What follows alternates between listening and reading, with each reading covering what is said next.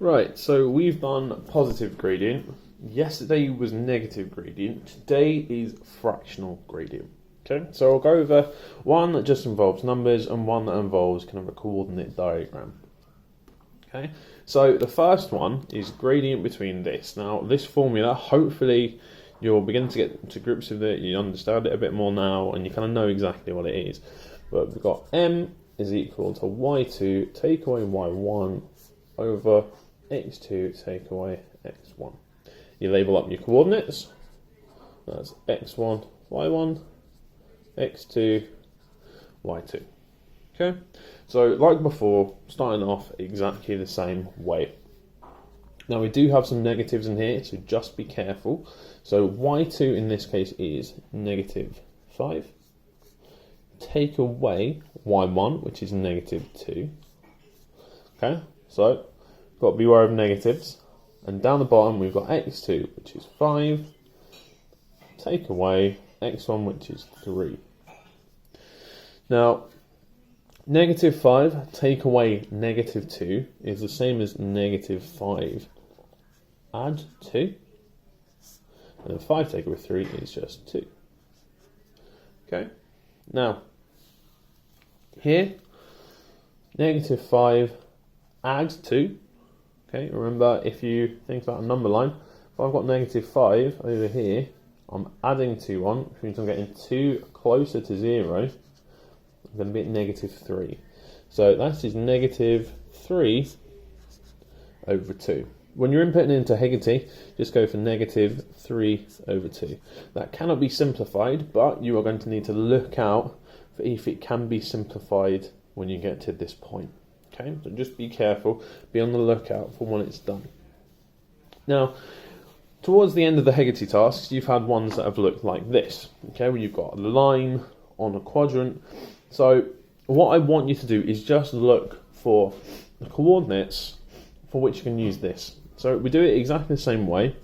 M equals y2 take away y1 over x2 take away x1. The one thing you don't have is coordinates, but you can easily find them out.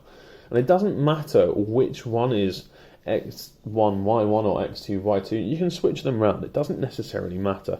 So the two coordinates that I've kind of put on here, you can either draw a line up on a cross, or you just be able to spot it. Either or. The two coordinates, you go for the x coordinate first. Okay, so it's x and then y. So the x coordinate here is negative 3, 4. So negative 3, 4. And in this case, we're going to have 6, 1. I haven't drawn it to scale. I was just looking at just some questions that were coming off the Hegarty thing, and this was kind of ones that were given to me. So then we've got m is equal to y2. I haven't labelled it. So y2 is 1. Take away 4. Over x2 is 6. Take away negative 3. Okay. Now again, just take it step by step, little by little. So 1 take away 4. You take away 1, then you take away 3, or do it whichever way you want, but 1 take away 4 is equal to negative 3. Okay. Now, 6 take away negative 3 is the same as 6 add 3, which is 9. Okay, so we've got negative 3 over 9. Now hopefully alarm bells should be ringing. Okay, both of these are in the 3 times table. You can divide both the top and the bottom by 3. You get negative 1/3. Okay, you need to always simplify it, otherwise you're going to get it wrong on a Hegarty. It's like writing a sentence in English without a capital letter or a full stop. Just one big paragraph or whatever. So this is, technically that would be bad grammar. That's where you want to leave it. Okay, always remember to simplify. Do the same thing as before, just using the m, putting in the values from the coordinates. Just remember to simplify at the end. And if negative numbers are still giving you an issue, just let me know. I can always explain it to you. Okay, good luck with that one.